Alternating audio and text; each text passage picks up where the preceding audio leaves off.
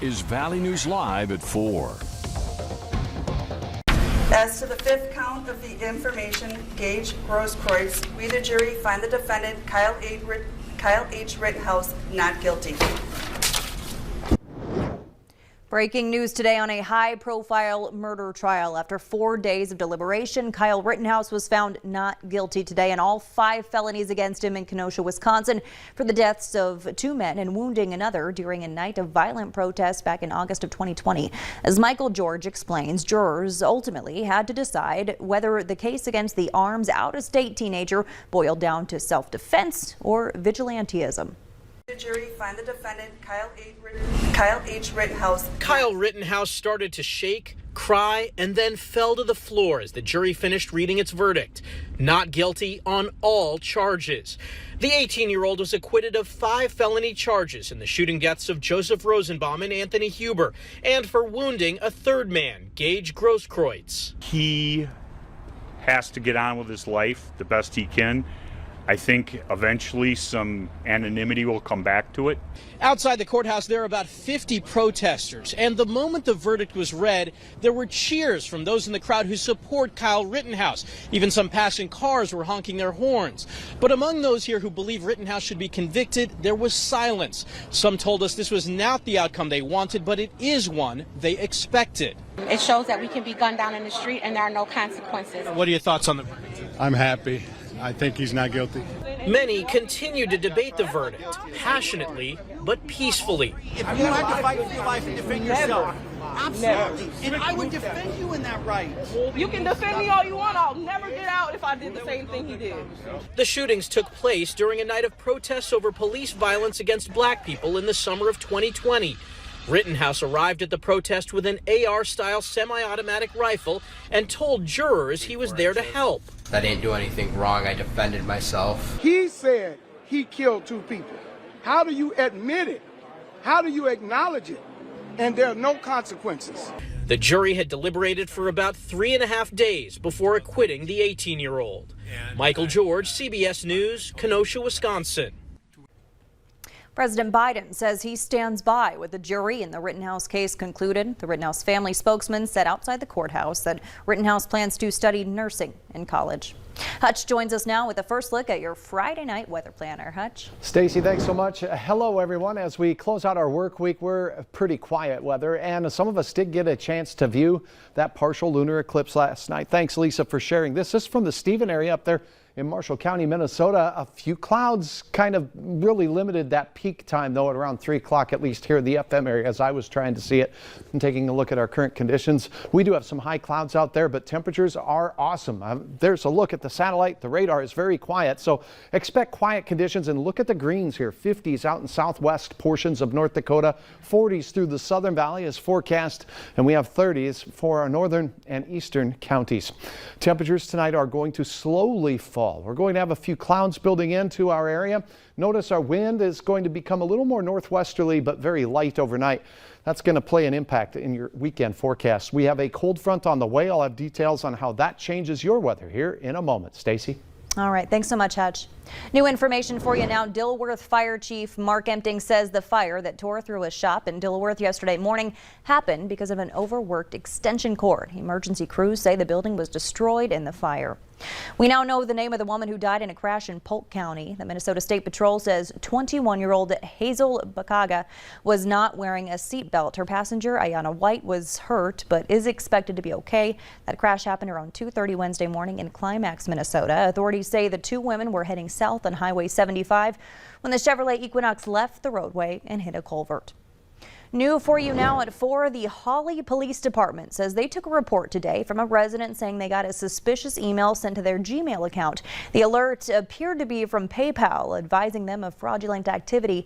Hawley police say the customer service number, where the service person wanted them to allow remote access to their computer, they traced that back to an incorrect address. Police say emails like this can look legitimate. You should give them a call right away if you have any questions about an email you receive. All American adults will soon be able to get a third COVID-19 vaccine dose after both the FDA and a CDC panel of outside experts endorse the move. The CDC director must give the final green light, though some cities and states have already expanded eligibility. Skylar Henry has more from the White House.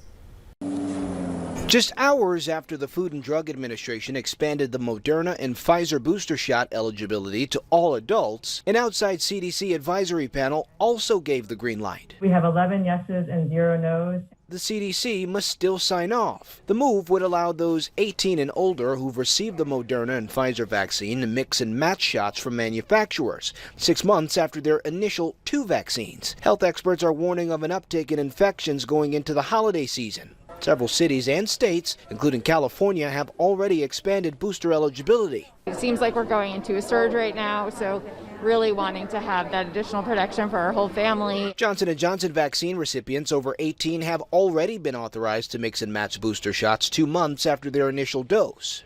President Biden says the U.S. already has enough booster vaccine doses available for the expected uptick in demand, and the rollout could come just in time for Thanksgiving. If you're one of the approximately 100 million people in this country already eligible for a booster, our recommendation is that you get the extra protection afforded by a booster as soon as possible. Friday, Philadelphia expanded its COVID vaccine mandate to all city employees and contractors, including those who are union members, unless they're granted an exemption. The deadline for those employees is January 14th. The CDC says the average pace of Americans getting their first dose of the vaccine is at its highest since August. A third of those shots went to children ages 5 to 11 who became eligible earlier this month. The House today approved the sweeping $1.7 trillion Build Back Better bill. The social and environmental bill includes significant changes in taxes, health care, energy, climate change, education, housing, and family services. One thing I'm particularly excited about is family medical leave, and that is a fight that we have always been engaged in for a long time. Stenny and I and Kyron, we were here when the family medical leave passed, unfunded, and now we have it funded. Moderate Democrats, including West Virginia Senator Joe Manchin, will likely work for changes to that bill before it can pass the upper chamber. An increasing number of employees and shareholders are calling for Activision's CEO to step down. More than 800 workers have signed on to a petition calling for his resignation. Activision is the company behind popular games like Call of Duty and Candy Crush. The employees say they no longer have confidence in Bobby Kotick following the company's handling of sexual assault allegations.